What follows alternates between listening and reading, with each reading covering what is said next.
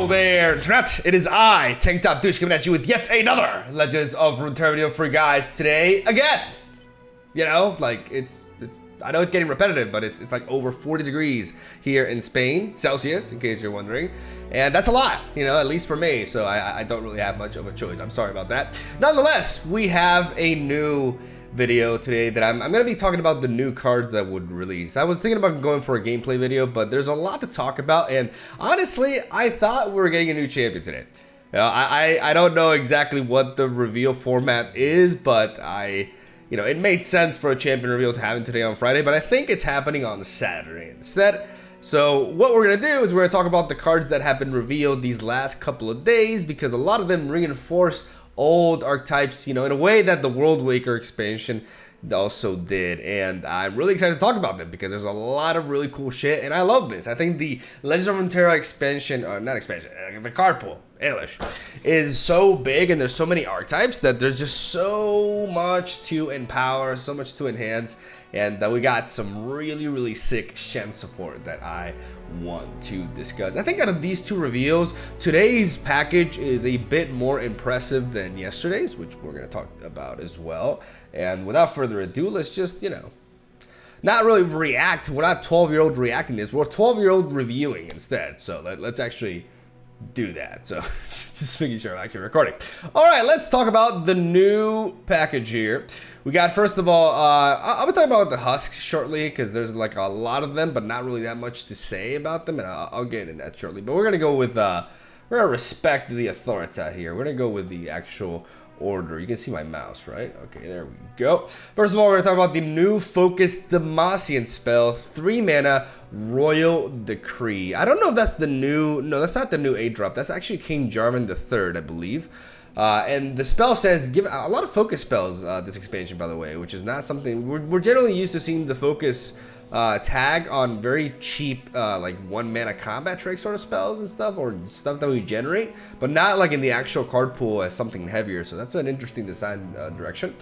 Give an ally +2/+2 and challenger this round, or summon an Honored Lord. This card makes On Guard and Succession look really bad. Like, this card is very nice. I've seen people on Twitter saying that this card is underwhelming, and I don't really know what they you know, what intoxicating substances they're consuming, because I really think this card is actually bonkers. Like, any cards that gives you options, any card that comes with flexibility onto it is already really strong in a game like this. And the ability to just either give any ally +2/+2 and challenger, like you compare this to Confront, right? With Confront, you're granting something, it's 2 mana, it's Shyvana signature spell, and you're granting challenger onto a unit. But this is a much more immediate, impactful effect. Like, the ability to give something +2/+2. +2/+2 is one hell of a stat buff, especially in the mid stages of the game. This could be applied as early as turn 3, you know, with the right, you know, passing the first couple of turns, or at least, yeah, passing the first couple of turns, actually, because it's 3 mana, not 2. And it gives you a lot. It allows you to essentially use this as removal, while also, you know, if you run this card in a deck like Jarvan, for example, or, you know, Reggaeton Jarvan specifically, you can promote Jarvan's level up while also using this on something like Reggaeton to actually get dirty and actually hit something and work for the level up as well. I don't know why I said get dirty, honestly. That's just kind of weird. Nonetheless, Royal Decree seems better than On Guard, because On Guard gives all of your units challengers for 3 mana. But it's very rare the decks that really benefit from an effect like that in a situation in which, you know, the game is not already going in your favor. Like, On Guard has been a part of the card pool for a while, and it's had its opportunities to shine. I've definitely tried it out myself, but it's never really found that home, and I think Royal Decree already represents a much better version of it. That can be the reason why I say it's better than Succession, is because you're spawning an Honored Lord at burst speed, right? Succession is 3 mana, get a 3/3 elite. This, for 3 mana, you're getting a 2-drop, a 3/2, but that if it challenges, it gets a barrier, right? So you can combine this with a Tattered Banner, for example, and for 4 mana, you can generate an open attack style, an Honored Lord that will trade with something for free. This card can combine really well with the likes of Grand Plaza as well, and it's just pretty flexible and overall really solid, and I like it. I think, I see some people undermine it, but I think Royal Decree is actually pretty damn legit for Demacia. And yeah, that's pretty much all there is about it. But it's a really, really neat card to start things off with. Now we're going to go on to moral support. We're going to go on to the Shen support right here. Pun intended, because it actually requires support and stuff. And we got 2 cards that I think are going to be really strong for Shen. Shen already got a hyper buff, like in the latest balance patch. Like I don't think I've seen a champion be buffed that hard in a long time.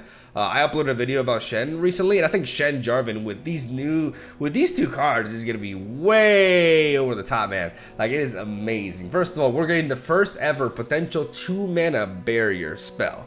Moral support costs 2 less if you have supported an ally this game. Give an ally barrier this round. So any sort of like prior support happening, or even just Shen himself, will enable this to be a 2-mana prismatic barrier. And giving something barrier for 2 mana is just nuts, right? I think this will encourage you to incorporate more support in the early game in your curve, and maybe even try to branch out of Demacia potentially to combine with other regions. Even though Shen really benefits from Demacia because of the combination of just really high quality challengers and rally effects, including Golden Aegis, which contributes to his level up. So it's really hard to get him out there because there's just so much for him in Demacia. But this is an interesting requirement that may force you to run stuff like Lulu as well. Maybe like a 1 Lulu, 3 Shen, 2 Jarvan split, something like that. You know, you have to tweak your deck to just ensure that you're going to be able to trigger this consistently without having to draw Shen every time, right? In my opinion, maybe I'm wrong, but this card just feels really solid, man. Just being able to give something barrier for 2 mana, it allows you to play at a very strong pace, and still, like, you just need 2 mana in the back, 2 spell mana to threaten your opponent with a barrier that can just completely turn and exchange in your favor, especially if there's quick attack involved from an opposing attack. Like, it's just so menacing towards a lot that's running around right now that I just do not see this card not impacting the meta in some shape or form. Like, it's very, very solid. Has a specific requirement, but if you build your deck right, it is very easy to meet English, and I love it. I think this is just gonna be great for Shen, and so is the Kinku Student. 2 mana, 3/1. Yeah, Vile Feast eats her alive, but if you get past that, when another ally gets barrier, give me barrier this round if I don't have it. Allows you to turbo level up Shen, allows you to just freely attack. Not only freely attack, like having a Kinku Student on the board, and then your opponent develops a unit, and you play a Bright Steel Protector, you get to give barrier to something, and this fucker gets barrier as well, which means that it, with a 3 power stat line that can trade into Fear Zones, by the way, it just gives you a free blocker. Like, this card is nutty. I mean, if this card was a 3/2, it would be fundamentally busted, right? Like, the downside to the Kinku Student is that it can be pinged. That's the biggest problem. Like, Go Hard kills it, Vile Feast kills it, Make It Rain kills it, Twisted Fates, red card kills it, a lot of shit kills it. You can even parlay it and you kill it. That kind of sucks. But man, it is such a good payoff, and there are certain matchups, especially those that don't run as many pings, that are just gonna suffer a lot running into this 2-drop, and I just really, really like this package for Shen overall. All right, we're at 8 minutes and we've only talked about 3 cards, so let's actually pick up the pace a little bit. There's a lot to say, man. Well, what can I say? 3 mana, Scavenged Camo Cloaker. So it seems like it gives me arcane vibes, that's for sure, and it's essentially a bit of a better what's the name of the card? Sumpworks map, right? The Sumpworks map is a 2 mana burst speed spell that grants an ally Elusive. For 1 more mana, you get to grant an ally Elusive, but also give them the Nexus Strike ability of drawing 1 card. This is really, really, really, really neat because it is significantly better than the map, and I believe the map has been one of the most underrated cards in Legends of Runeterra for forever, really. But this card definitely takes that to another level. Like, the ability to just not run, like, not only replace itself within the first strike, but if that unit remains on the board, you're threatening your opponent with tremendous card advantage generation. And that's just, that's alongside just being able to beat down their Nexus little by little. this has so much potential as a card. It's actually really, really neat. And right now, these 4 cards are pretty nice and a very solid power level. That can't be said for all the cards revealed, especially because of yesterday's package. I think there was it was a little bit lower on the spectrum regarding power level, but really, really like these 4 right here. Mikhail's I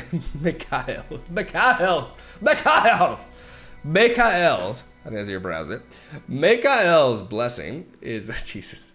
It's funny because that's actually technically my name. My name is Miguel. You know, Michael, Mikhail. I assume I don't know, like the Slavic version of it. I'm not really sure, honestly.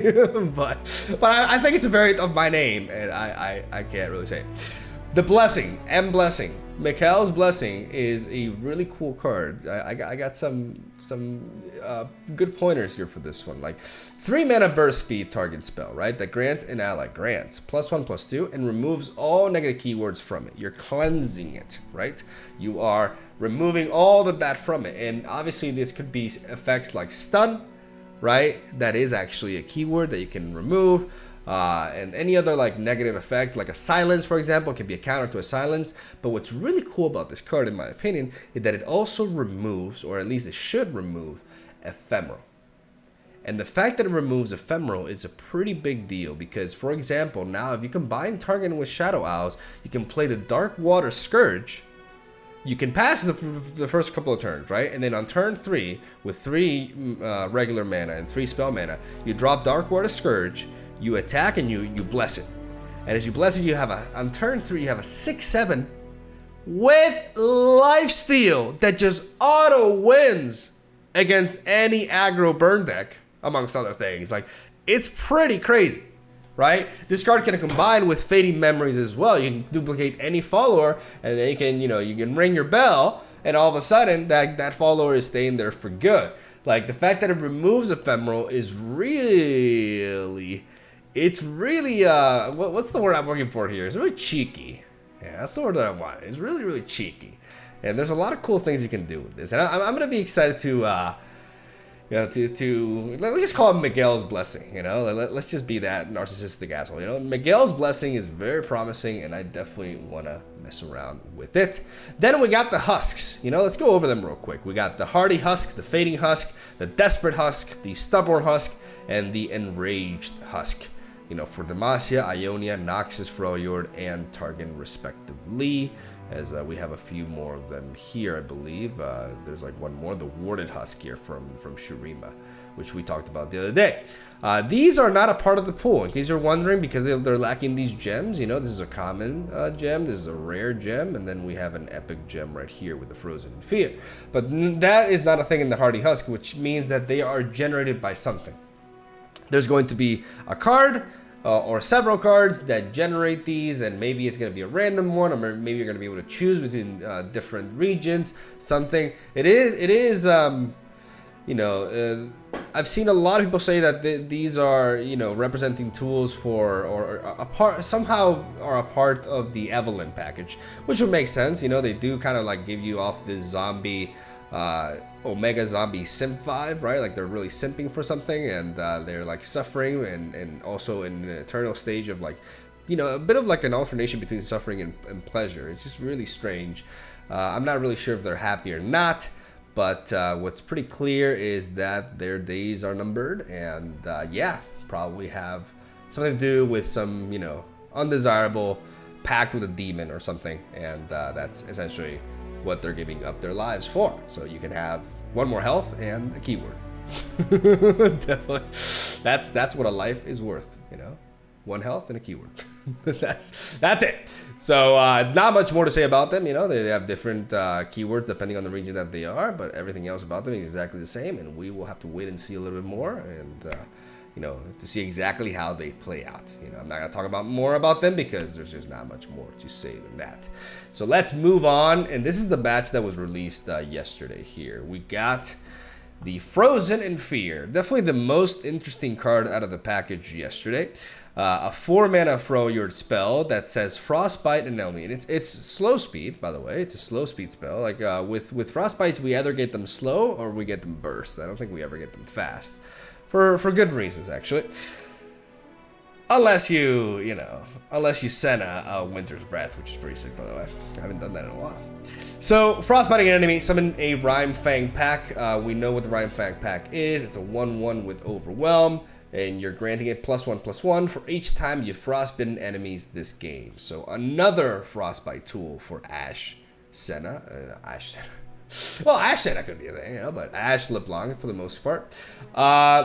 Very good card, I think, especially because, like, if you play this, right, if you haven't frostbitten anything, you're still frostbiting something and generating a 2/2. That's actually, like, the worst case scenario, right?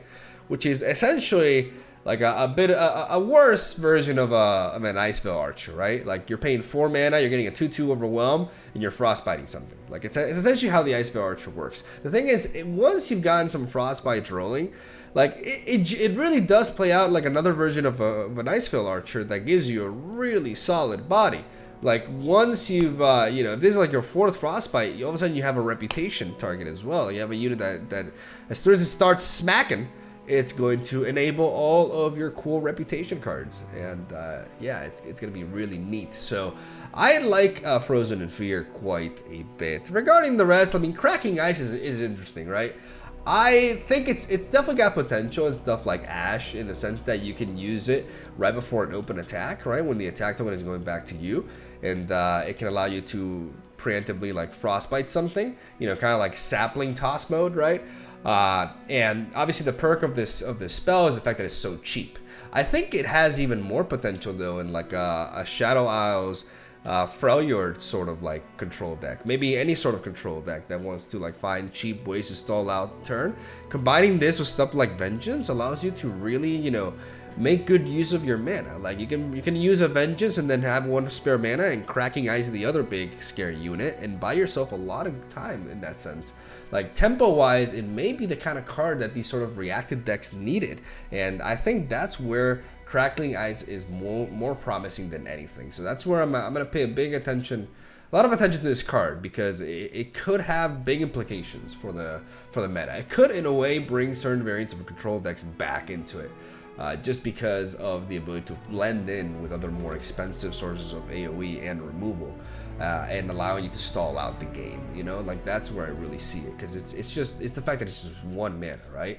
And you're able to frostbite whatever, but it does have that potential with Ashe as well. Though we already have like a lot of really good frostbites, so I don't know if it quite fits in there. But yeah, that's essentially where I'm at with Cracking Ice right now. Frozen in Fear definitely feels like the better one though, like the stronger one in general, in a vacuum at least. Then we got Captive Yeti. An Arena Yeti, who is a 6 mana 5/5 with Overwhelm. Reputation, I cost 3. I mean, yeah, just designed purely for reputation decks. What more is there to say? You get a 3 mana 5/5 with Overwhelm, which is pretty damn good, in my opinion, to be honest, just saying. Once you meet the reputation requirement. I don't know how playable this card will be, because, getting a cheaper unit, once you enable reputation, it's hard to enable reputation that quickly, honestly. It is a pretty hefty requirement. Like, you need to strike with 5 power 4 times. That's not an easy thing to do. So I'm not sure how relevant, because we already have a version of a card like this for Shurima. It's like the big mommy that just stomps you, right? I don't believe she has Overwhelm, but I do believe she has. I mean, she got changed recently, so I don't even know. Like I don't even know what the card name is. I want to search that. I want to search that real quick, so I'm gonna do that right now. We're gonna go. Is Shurima, and it's a well, it's not a 3-drop. Now I remember the Callus something, Bone Crusher. Yeah, the Callus Bone Crusher. There we go. You guys can see it. Okay, now you can see it. Okay, so Reputation. I cost 3, and when I'm summoned, grant me Overwhelm. Okay, so if this card hasn't seen play in Overwhelm decks or in Reputation decks, then I don't know why this Yeti would. Because this card is essentially a 6/4 with Overwhelm that costs 3 mana, but it will cost 4 mana as a 6/4 initially, while the other guy is a 6 mana 5/5 with Overwhelm, which is pretty underwhelming actually. And we can go back here.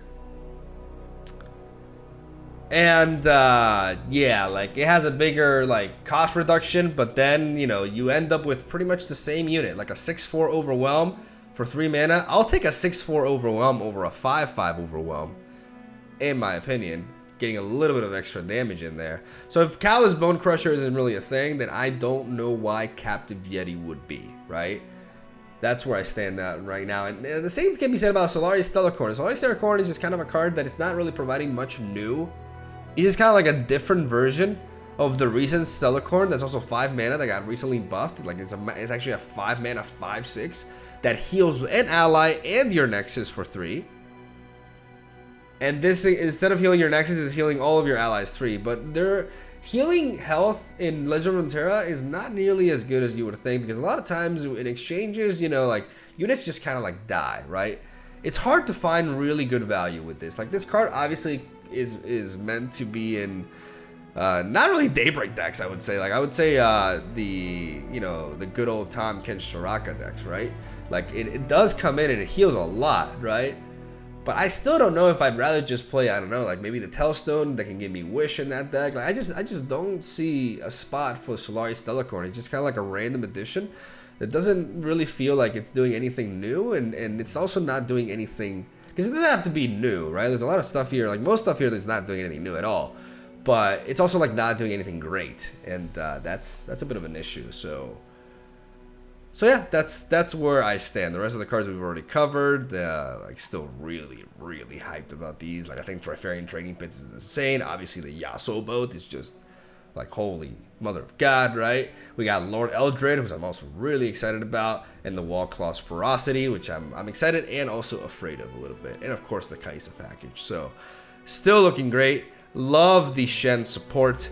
I think Royal Decree is also a neat addition. I think Scavenge Camo Cloaker will make people finally like respect Sunpork's map, albeit indirectly. Shoutouts to Miguel's Blessing. Fantastic card, fantastic name. And, you know, cool Frostbite additions and Captive Unplayable Yeti. Gonna stay captive, unfortunately. I cry every time.